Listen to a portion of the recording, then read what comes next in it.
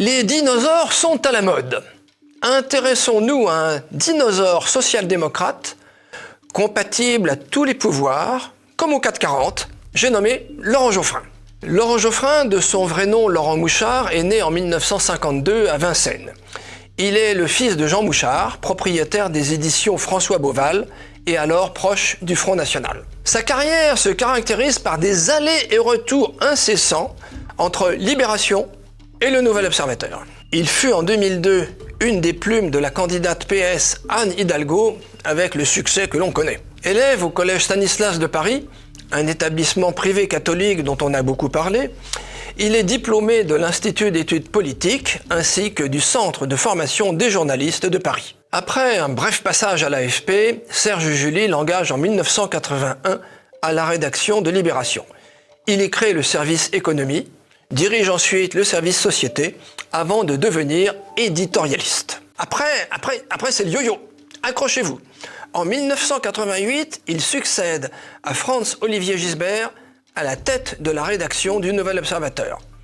En 1996, il revient à Libération. En 1999, il reprend la direction du Nouvel Observateur. Vous suivez toujours. En 2006, il repart à Libération dans le cadre du plan de relance proposé par Édouard de Rothschild.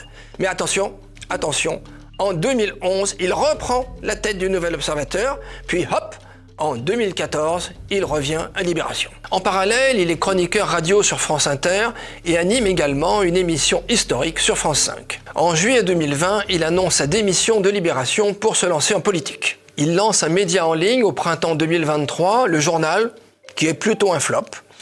Il se reconvertit à l'Opinion, le journal du 440, puis brièvement comme chroniqueur sur CNews qu'il quitte pour soutenir les journalistes hostiles à Bolloré après le rachat du JDD. Membre du Parti socialiste, il se rapproche du CRS où il côtoie Denis Oliven. En 2018, lorsque sort le livre de François Hollande, Les leçons du pouvoir, certains affirment qu'il en serait la plume, ce qu'il dément.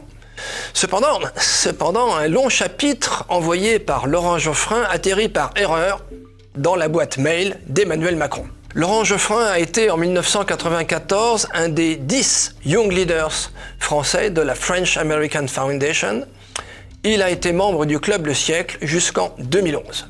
En conclusion, laissons la parole au site Bakchiche le 26 octobre 2006. On a compris. Le professionnalisme de Laurent Geoffrin s'adapte aux circonstances. Ancien militant des jeunesses socialistes, il a découvert la modernité. Il n'a cessé de multiplier les allers et retours entre le quotidien fondé par Sartre et le Nouvel Obs avant d'être placé à la tête du premier par Édouard de Rothschild, militant de gauche bien connu qui passait ses vacances avec un certain Sarkozy il n'y a pas si longtemps. Fin de citation.